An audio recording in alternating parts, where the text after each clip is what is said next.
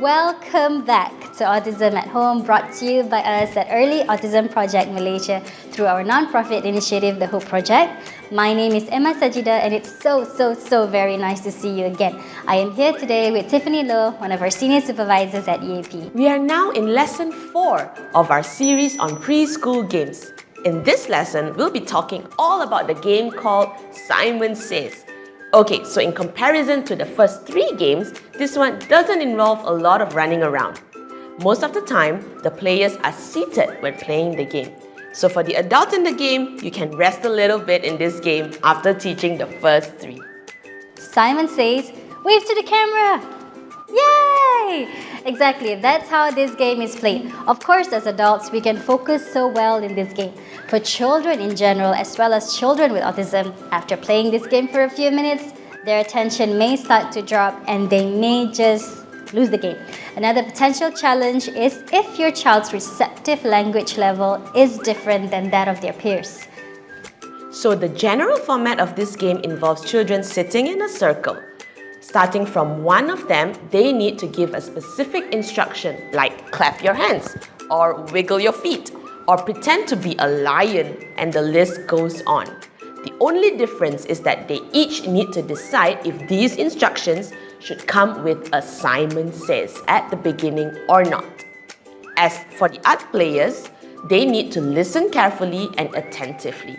Then they need to ensure that if they hear Simon Says before the instruction, they need to perform the action.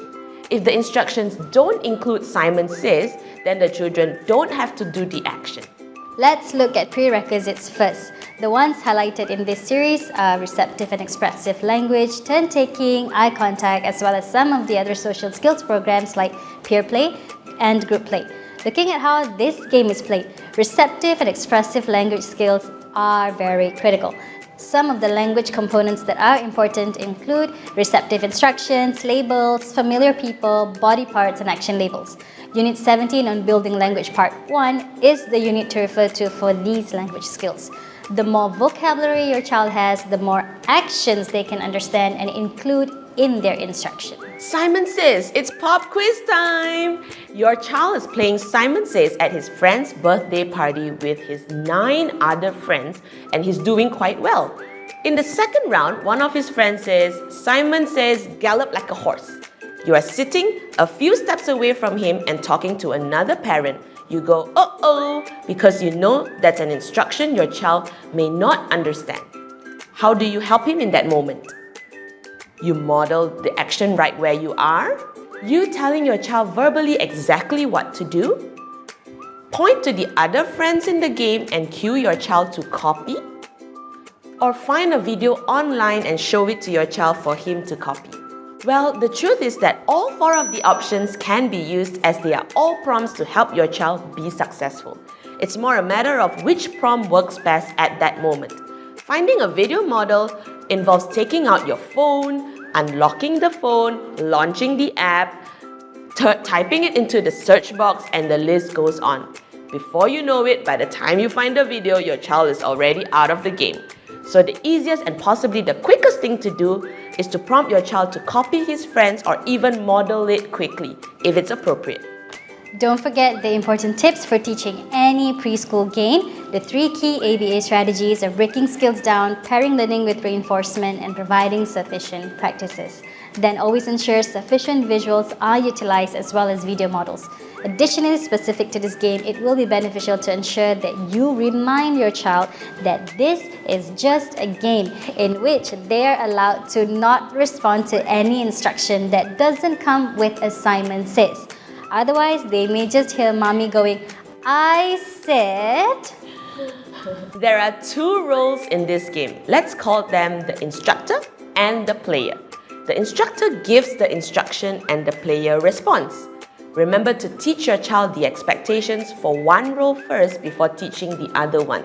We would recommend teaching the player role first, as receptive language skills are a lot easier to process than having to demonstrate expressive language. So at this stage, while your child is learning to play this game, they are not yet expected to give any instructions. Going back to the scenario highlighted in the pop quiz earlier, one tip to be able to somewhat control the game so that the instructions given are within your child's level of language understanding is for you to prepare these action cards beforehand. Of course, it is only appropriate to use these cards in your own events. This way, your child has a higher chance for success. In terms of mastery criteria, you could opt for 3 times 100% MT1 for instruction 1, Simon says, and then do 3 times 100% MT2 for instruction 2 without Simon says. Then aim for 3 times 100% RR, random rotation, for both instructions. You can also do 3 times 100% generalization step with friends after achieving the RR step.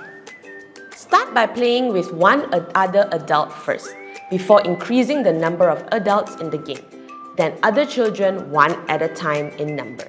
Once your child is able to play this game successfully with a group of friends, you can then teach him the other role, which is the instructor role, and then follow the same breakdown. As for generalization, this would be a great activity for children to engage in at birthday parties or even play dates. There is an extension of this game that can be more complicated. It's called Do As Simon Says, Not As He Does. So in this game, the instructor says an instruction either with or without Simon Says, but simultaneously performs a contradicting action. Here's an example of what this could look like. Simon says, look up. Uh-oh! You're out! So basically, the instructor says, Simon says, look up, while clapping his hands. The trick is for the other players to only do what Simon says, not what he does. The player who gets it wrong is out of the game. The last player in the game is the ultimate winner. Simon says, it's your turn. Check your child's receptive and expressive language. Cross-check these with the list provided in the lessons in Unit 17, Receptive Instructions. Labels, familiar people, body parts, action labels, then list out all the possible actions your child can understand. Find a list of proposed Simon Says actions and check them against your child's overall language skills. Finally, get your materials ready and start teaching. Okay, that's enough of Simon Says. Join us in the next lesson as we talk about hide and seek. Stay tuned. Thank you for your support, and with the amount of interest we have received online, we have actually started providing online services and currently working with clients in other states of Malaysia, Singapore, New Zealand, Philippines, Switzerland, Indonesia, China and Brunei as well. So do scan this QR code and get in touch with us if you want to find out more. If you haven't already, do check out our free online resource platform, Autism at Home, which has all the corresponding articles and downloadables for you. And don't forget to subscribe to our YouTube channel. Follow us on our Instagram and Facebook pages to stay updated. Thank you for watching, and we will see you soon.